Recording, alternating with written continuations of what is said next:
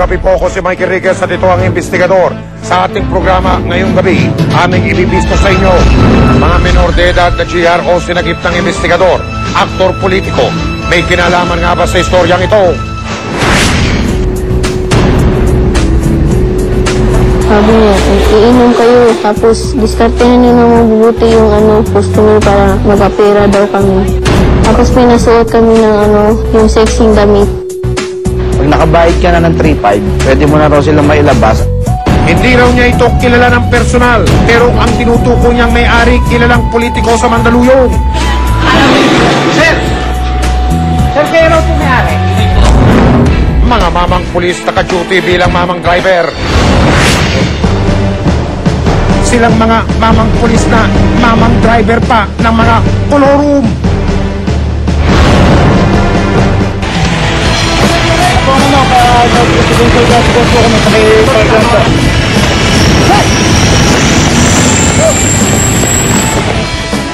Maliit ang kinikita namin, maliit ang sweldo.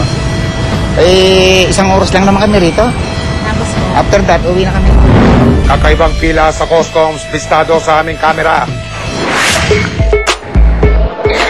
Nagmanman ang investigador sa nasabing tanggapan. Dito may sinusunod daw na step by step na potongan. Pero hindi naman yata mahirap palamigin ang kanyang ulo. Huwag kayong bibitiw dahil ang mga kwentong isinusumbong nyo sa amin, hindi namin tatantanan.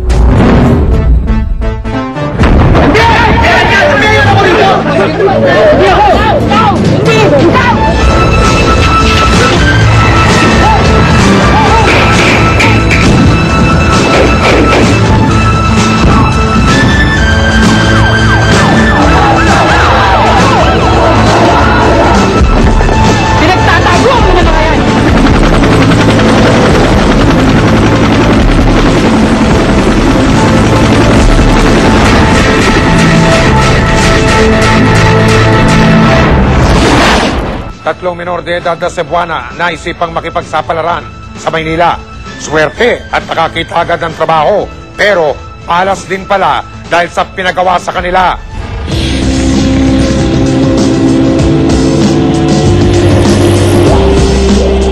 Sariwa pa sa isiwagin natin si Maricel ang mga nangyari nung gabi na ika-10 ng Pebrero. Yun ang gabi nang siya ay tumakas sa isang nakatatakot na karanasan.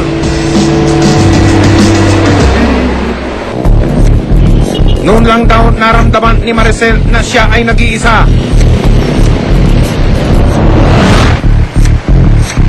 Isang babae ang hininga ng tulong ni Maricel.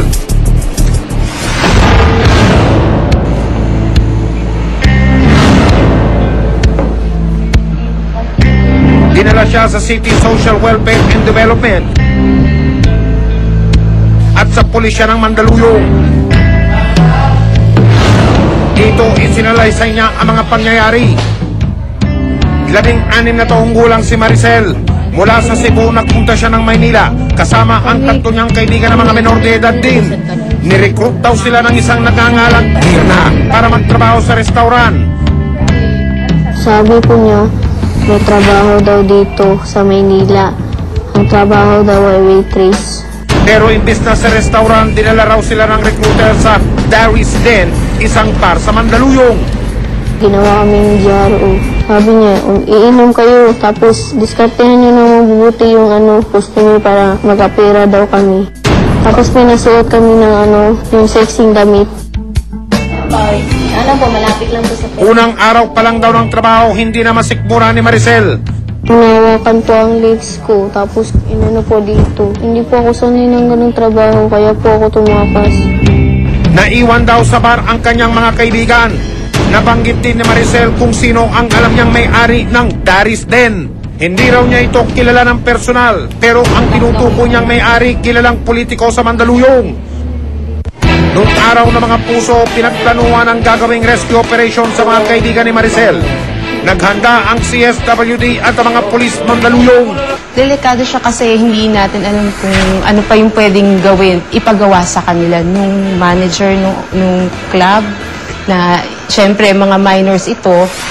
Kaya tatayo, kulang mo na yan.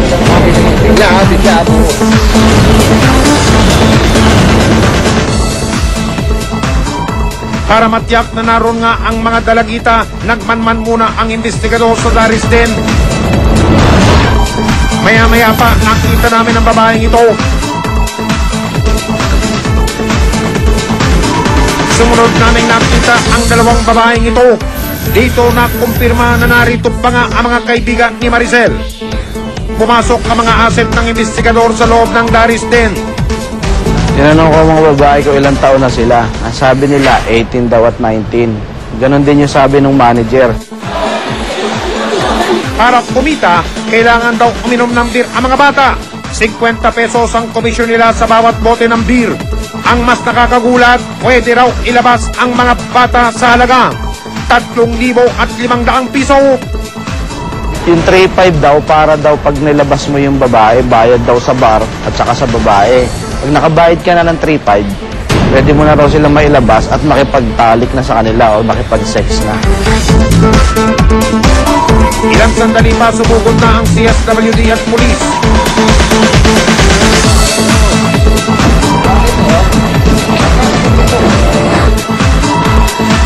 Sa pinto ng Daris Den, isang lalaki ang nagtanong sa mga pulis kung ano ang kanilang pakay.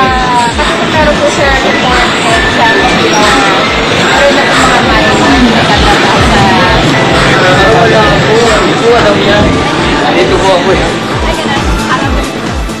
Nang mapansing may kamera, tila nagmadaling pumasok ang lalaki sa katabing restaurant. Sa puntong ito, nakilala na namin siya. Pareho ng pangalan eh. Susunod, sino nga ba ang lalaking nahagip ng aming kamera sa rescue operation? Sir! Sir, kayo raw po may-ari? Sino ang lalaking naispata ng investigador sa Daris Den at ang kanyang mukha bakit parang kilala? Ay, kaya naman pala sa pelikula at telebisyon dati na siyang nakikita. Ano kaya ang kinalaman niya sa istoryang ito?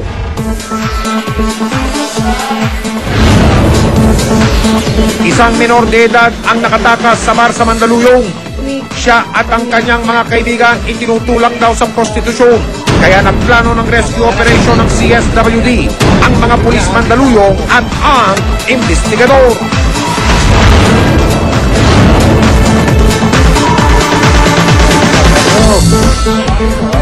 Sa pinto ng Daris Den, may lalaking sumalubong sa amin.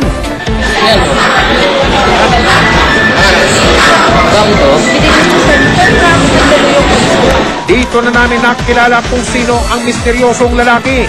Ang singer at artista na si Darius Rason, na kasalukuyang konsehal ng lungsod ng Mandaluyong. meron na po mga management na katataw sa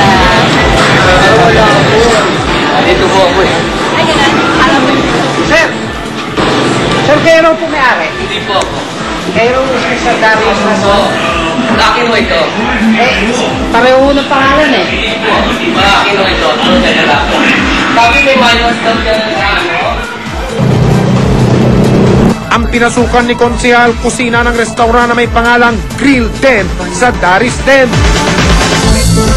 Ding-ding lang ang pagitan nito sa bar na Daris Den. Pero git ni Konsehal, ang restaurant lang daw ang pagmay-may-ari niya at hindi ang bar. Pero bakit kaya pareho ng pangalan? Taliwas ito sa mga sinasabi ni Maricel. Sabi ni ko, ang boss daw nila, ang may-ari ng club na Daris din, ay si Darius Rason po. Nakita raw niya si Konsehal Darius Rason sa loob mismo ng Daris Den. Nung pumunta si Darius Rason sa club, nakita po sa sa counter po. Hindi ko pa alam na siya yung, doon po siya umupo kasama yung mga bata. Isang babaeng bata at saka isang lalaking bata. Pagpasok sa loob ng bar, naabutan namin ka-table pa ng mga asset ang dalawang Pagpasok sa loob ng bar, naabutan namin ka-table pa ng mga asset ang dalawang kaibigan ni Maricel.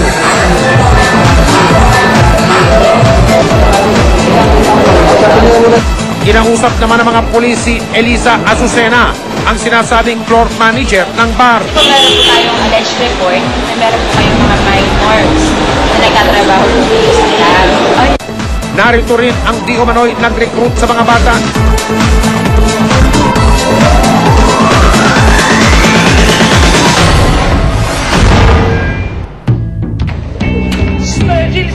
Sa tanggapan ng pulisya, kinumpirma ng mga dalagita ang salaysay ni Maricel. Hindi namin alam pala peso namin. Hindi pala waitress. Ano reaksyon nyo?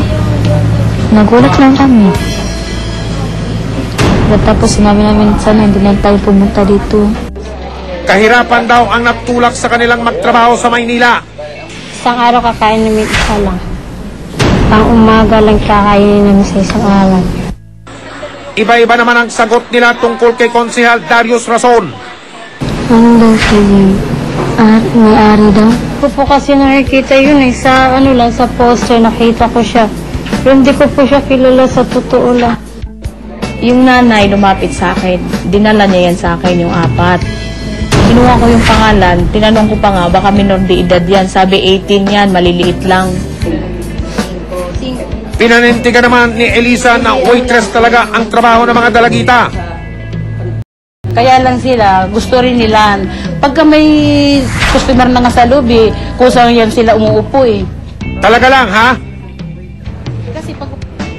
Hindi rin daw nila itinutulak sa prostitusyon ang mga bata. Pagka may kailangan lang, hindi ko sinabi na sila ang pwede labas. Hindi raw si Konsehal Darius Rason ang may-ari ng bar. Ang alam ko si Yolanda Danyo. Yolanda Danyo, wala dito, nasa Cebu eh. Ma'am, ano po kaya ang ginagawa ni Konsehal Rason sa may pintuan ng Darius Den? Kumakain sila doon sa Tapsilugan. Naku ma'am, tila magkaiba po kayo ng sinasabi ni Konsehal. Laki mo ito. Naku, ano nga ba talaga? Kumakain lang sa restaurant o may-ari? Dahil minor de edad ang mga pinagtatrabaho nila, mabibigat na kaso ang naghihintay sa dalawa. Yung isang siya yung bali lumalabas na recruiter na nagdala from the province nila sila dito sa Manila, ipinasok sila dito or dito sila dinala. So nakasuhan natin sila ng trafficking, child trafficking in relation to RA 7610 which is the child abuse law. Yung human trafficking, medyo mabigat to, or child trafficking, medyo mabigat ko. In fact, wala siyang no bail recommended para sa kanya. Kung mapapatunayan lumabag si Mirna sa Republic Act 9208 o ang Anti-Trafficking in Persons Act, maaari siyang makulong mula 12 hanggat 40 taon. Ipinagbabawal din ng batas na ito ang pagpapakita ng mukha sa telebisyon ng biktima at ng inirereklamo. Sa floor manager, aabot naman sa 200,000 piso ang piyansa sa kasong child exploitation na labag sa Republic Act 7610 at may parusang mula 6 hanggang 12 taong pagkakakulong. Habang si Konsehal Rason hindi isinali ng pulisya sa mga kinasuhan. Ang nakuha natin, ang nag-ooperate nito at ang registered license owner nito is Yolanda Danyo. So siya yung kinasuhan natin dito. Pinilit naming hingan ng formal na pahayag si Konsehal Darius Rason pero tumanggi siya na humarap sa amin. Hindi siya may-ari niya. Dati siya naging may-ari niya, matagal niya na yung ebidensya. Hindi din siya kasi interested yan kasi hindi naman siya concerned yan. Wala siyang concern, kaya bakit siya magpapa-interview? Ayon sa Department of Trade and Industry Permit at Business Permit na nakuha ng investigador, sa isang nagngangalang Yolanda Danyo nakapangalan ang Darius Den.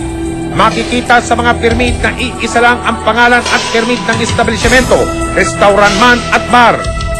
Kung si Konsehal Rason nga ang may-ari ng Grill Den sa Darius Den, hindi ba dapat nakarehistro ito sa kanyang pangalan? Sinubukan din namin kunin ang panig ni Yolanda pero hindi namin siya natagpuan.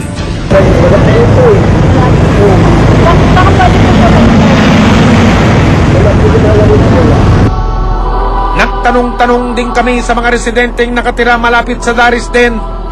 Alam kong may-ari si Darius Rason lang. Mamanig siya doon sa warehouse niya. Inuutusan niya yung mga tao niya. Nakausap niya yung mga tao na iinom sa loob. Anong sabi niya sa mga tao? Sabi, hindi ko na kayo maganda rito. Noong ika-26 ng Pebrero, tuluyan ang ipinasara ng pamahalaang lokal na Mandaluyong ang Daris Den.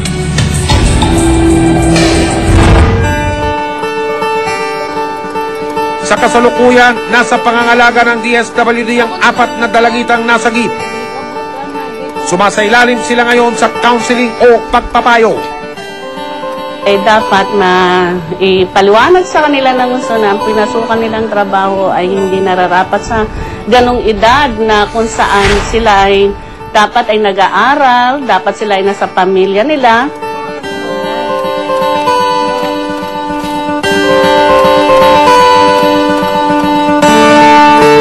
Hangad nilang makabalik na sila sa Cebu at muling mamuhay ng normal.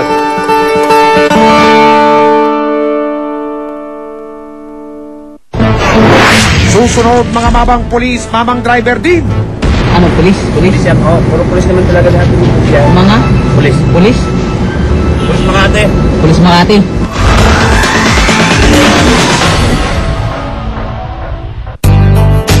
Because of you, my life has changed.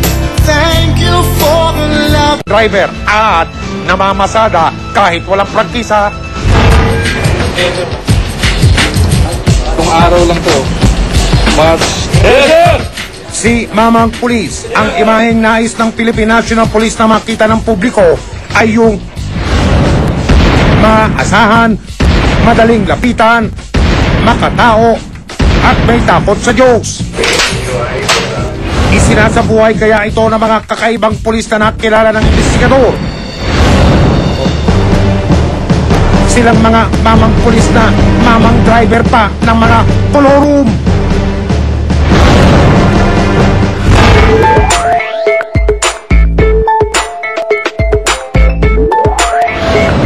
Sa panulukan ng Hilpuyat Avenue o Buendia at ng EDSA, makikita ang terminal ng mga sasakyan.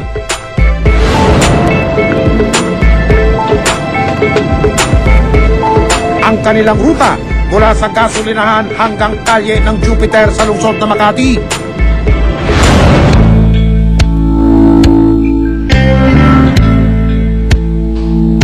Ayon sa impormanteng tatawagin nating si Billy, tinatayang 3 hanggang 4 na taon na ang operasyong ito ng kolorum.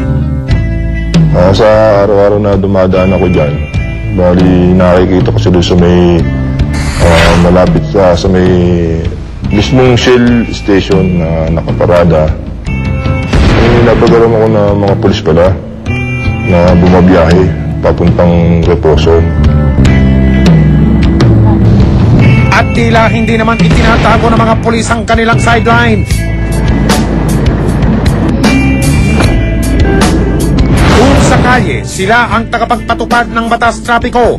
Sa pamamasada, abay mga pulis daw ang numero 1 lumalabag dito.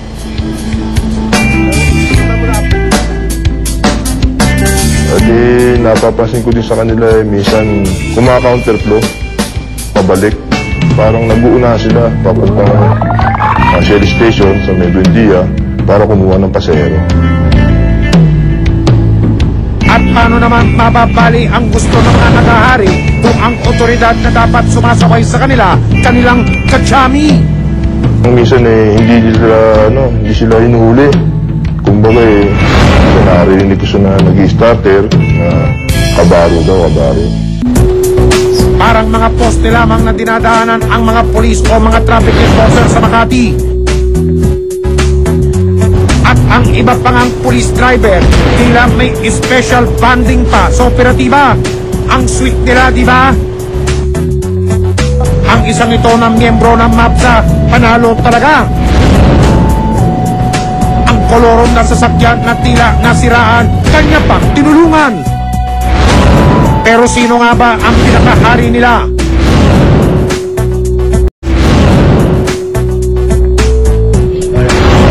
Sinubukan ng investigador kung may sasaway sa amin sa pagpila sa terminal. Hindi ako pumila? Bakit? Ha? Marami. Marami ba? Marami lang. Kami ng opisyal. Sino pwedeng... Hindi ba may hawak? Sino pwede kausapin, kuya? Yan nakapulang ban. Kapulang ban? Oo. Anong pangalan, kuya? Yaknam yan. Aknang ano? Pulis? Pulis yan. Oo, puro pulis naman talaga lahat ng pulis yan. Mga? Pulis. Pulis? Pulis Makati. Pulis Makati. Ang tinutukoy ng Parker o caller ay si POP Gonzalo Aknam ng Southern Police District. Siya nga ba ang leader ng terminal ng Colorum sa Bundia? Sinasabing pumapasada ang mga pulis bago ang kanilang duty sa umaga. Dalawa sa kanila ang nasundan ng investigador sa kanilang pagpasada at pagpasok sa presinto.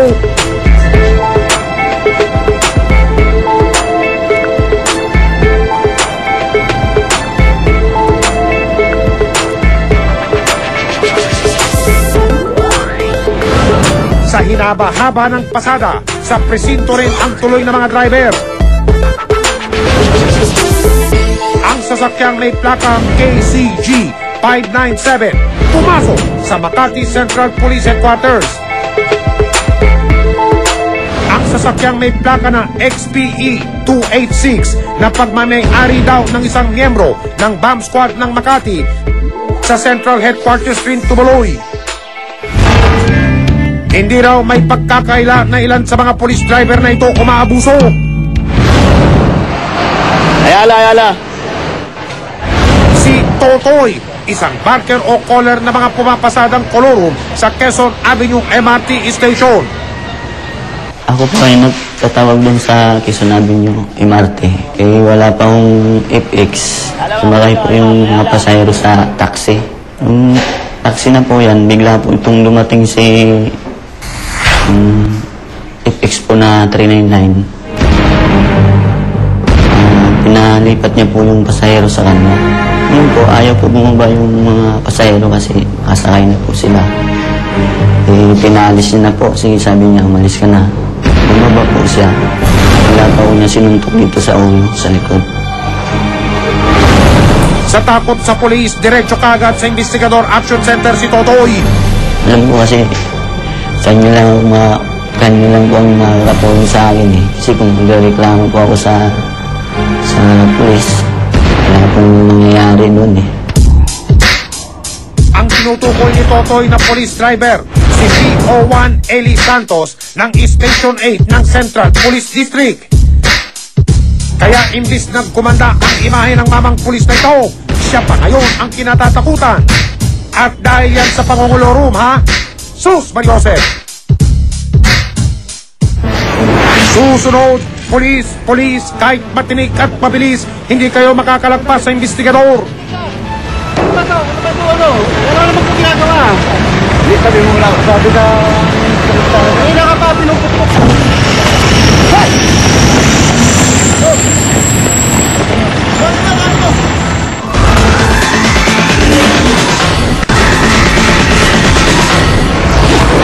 Tungkulin po nila magpatupad ng batas pero sa kalsada, sila pa ang lumalabag sa patakaran. Abay, mga kolor na sasakyan ng pulis, matinubang sideline o perwisyo sa publiko. Ang mga mamang pulis na nakilala ng investigador, mamang driver din pala na mga sasakyang Colorum. Sa kanilang pagmamaneo, matindi rin daw ang pang-aabuso.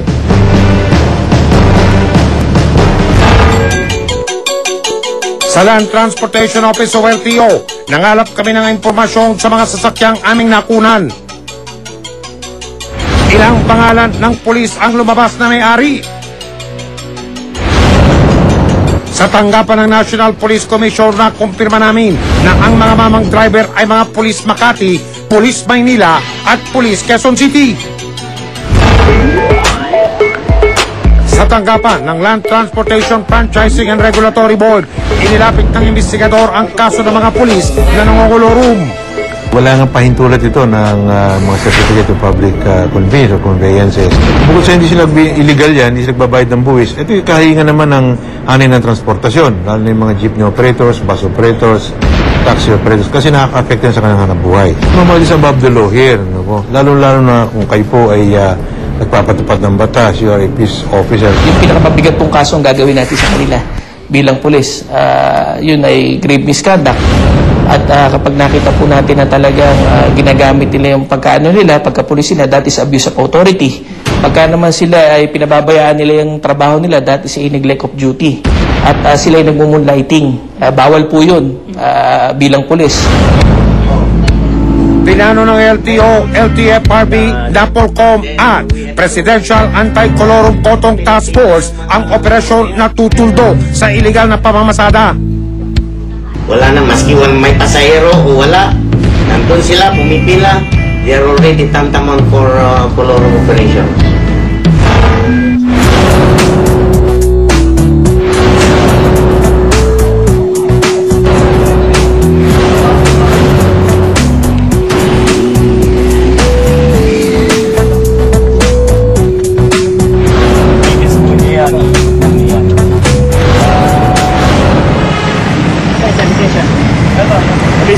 Lisensya.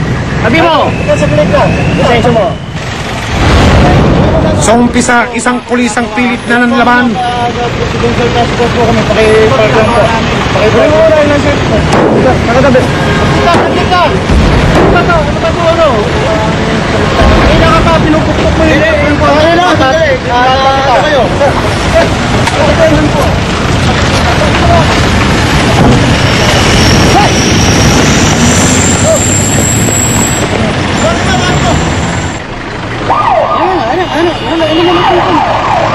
Sabihin na po sir, pakigilid lang doon muna. Sir, babalikin na daw doon. May surveillance camera sir yan, meron din, XPE.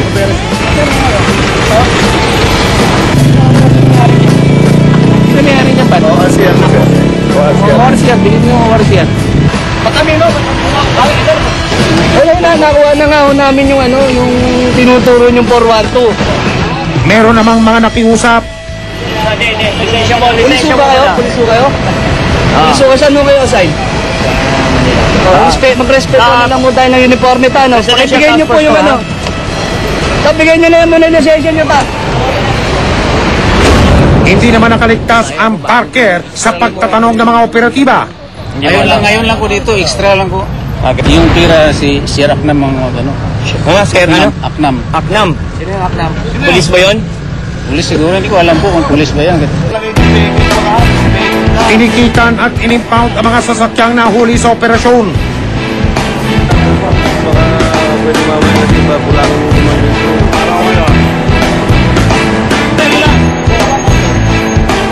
impound natin sir. Dito po sir sa Pero din po namin, sa first offense, 6,000 pesos. Medyo mabigat na po yun. At suspendido po yung kanilang pagpatakbo ng kanilang sasakyan. Sa lumalalang pangokolorum ng mga pulis, hindi maiiwasang magtanong kung bakit nila kailangang kumuha pa ng sideline. Maliit ang kinikita namin, maliit ang sweldo. Isang oras lang naman kami rito. After that, uwi na kami. Yun lang, makakuha lang ng konting panggatas ng mga willing kaming legalize yan. Kung open na nga, anytime pwede kami mag-apply. Kaso po ano? Yun nga, ang sinasabi nila, close na. Sinubukan naming hinga ng pahayag si POV Gonzalo Aknam. Tumanggi siyang humarap sa kamera pero iginiit niya na hindi siya ang leader ng mga nangongoloro sa Buendia. Samantala, sinamahan ng NAPOLCOM si Totoy ang backer sa Quezon Avenue MRT Station na hanapin si PO1 Eli Santos ng Tio Manoy na nuntok sa kanya. Pero sadyang matindi ang pag-iwas ng pulis. Santos! Yan ang bulo natin. Hoy! Hoy!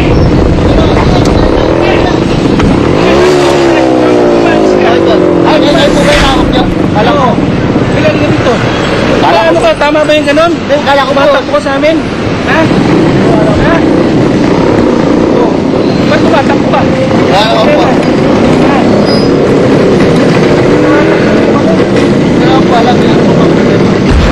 Dahil sa pananakit kay Totoy, maaari siyang kasuhan ng grave misconduct.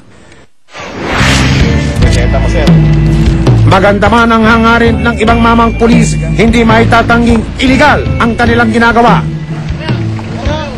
Halimbawa kung meron silang ganung hangaring marangal na dapat mag-aral ng hanap buhay, italagay natin sa tama. Ano po? Kung halimbawa pulis sila at ginagamit nila yung tsapa nila para sila hindi mahuli, mali po yun. Sa bandang huli, ang pagsunod pa rin sa batas ang pinakamahalaga, lalo na para sa mga dapat nang papatupad ito.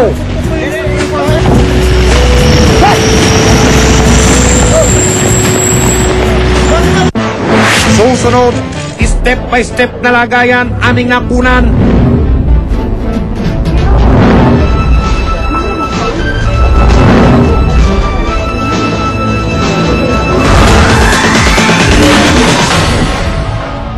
Pinagdadaan ang pila sa Assessment Division ng BOC sa Maynila.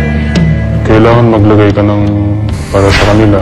Kasi kung hindi mo sila lalagayan, ipipinding yung yung dokumento mo. Tapos kung ano-ano hanapin sa'yo, kahit di naman kailangan, tapos hindi mo mai-release yung kargamento mo. Mula 200 hanggang 100,000 piso raw ang lagayan.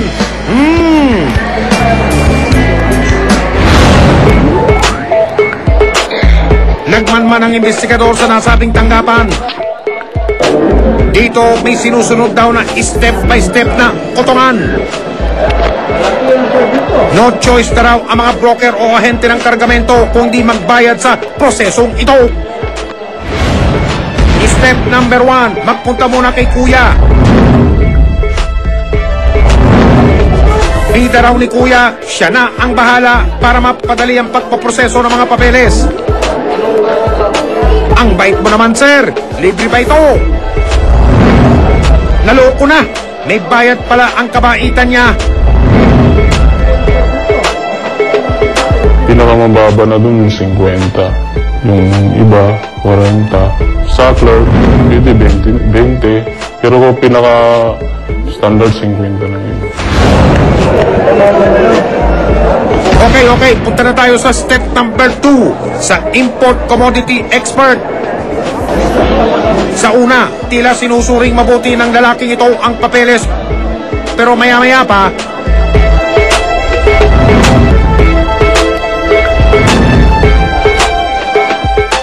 makikita nilang medyo may kulang yung papel mo, hanapan ka na yun. Tapos, pahirapan ka, dadagdagan pa yun. ang step number 3 naman, sa lalaking ito na printing naglalaro sa kanyang computer. Siya pala ang section chief dito. Pirma niya ang kailangan para mailabas na ang kargamento.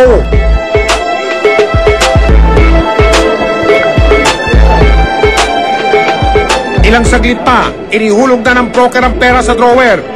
Pinakamababa 300,000 na yun. Pero in fairness, sinuklihan naman siya. Thank you, sir. Daming sir, Wow, tila napagod kayo, sir, sa ginagawa nyo, ha? Ang step number 4, sa tanggapan na ng kahera. Pero dito, hindi rin dapat magbayad. Magbibigay lang ng kopya ng dokumento ng kargamento. Yung ano nito, tila mainit ang ulo ng kahero. Hindi ka lang sumagad na, sir. Yan nyo. Siyempre. Meron sa option, sir. Pero hindi naman yata mahirap palamigin ang kanyang ulo. Pinakamababa. Hanggang 300. Susunod. Wala, hindi ko alam yan. Ano ko yung pagtanggap ng pera? Hindi ko nga alam kung nagpabarya kasi normally nagpabarya. Yung kanyang oras o nagbabayaran na kami ng aming kinain. Almusal, merienda, tanghalian.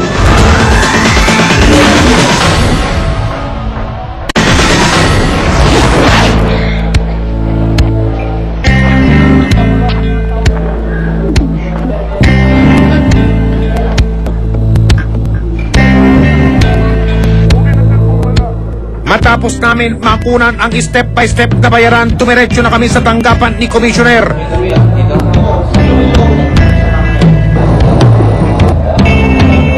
Dismayado sila sa kanilang napanood. Sino yun? Isa-isang kinilala ang mga nasa video. Sa step 1, si Camilo Sumalpong. Sa step 2 naman, si Jun Bautista, isang import commodity expert. Sa step 3, si Manuel Alguere, ang mismong section chief o principal customs appraiser ng section 11.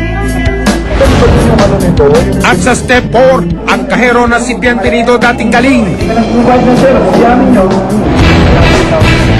Agad ipinatawag ni Commissioner ang mga bida sa video.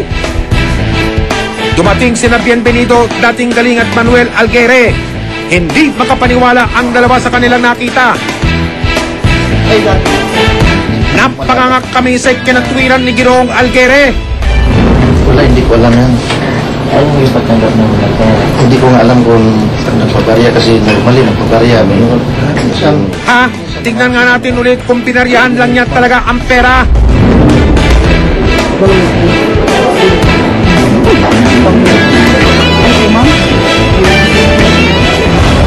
Si Ginoong dating galing naman, kakaiba rin ang palusot. Oras ng kinain ko simula ng almusal hanggang tanghalian ho. Ganyan oras kung maningil kaya tinanong ko agad sa inyo ang oras naniningilo yan. Hindi ko pa nga sabi nga sa akin, yung pa isang balansin mo ng isang araw. Dahil yung previous show ang sinisingil. Kaya itong kinain ko naman yan, bukas naman nung sisingilin. Ano po uli, sir? Yung kanyang oras nagpapayaran na kami ng aming kinain. Almusal, merienda, tanghalian. Ang galing naman ni Ginoong dating galing.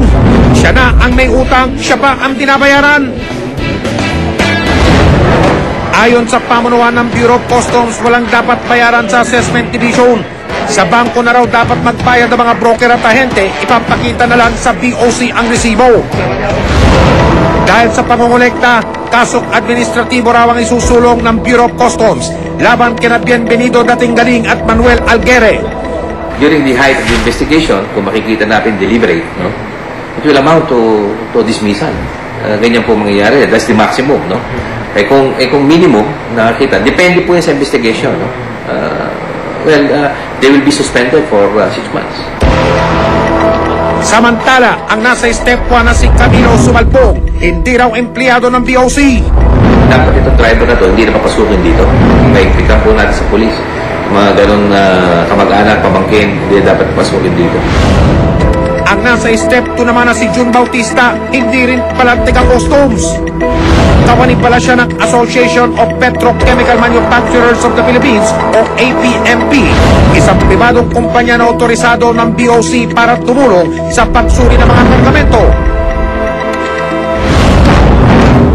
Sa pinakauling survey ng Social Weather Station o SWS, sa pananaw raw ng mga Pilipino, ulelat ang Bureau of Customs sa mga ehensya ng gobyerno pagdating sa pagsawata sa katiwalian. Mga kapuso, pinapaalala lang po namin, wala pong hinihinging bayad ang investigador sa pag-aksyon sa mga reklamo ninyo. Kung may alam kayong naniningil gamit ang aming pangalan, maaari po kayong tumawag sa aming hotline o mag-email.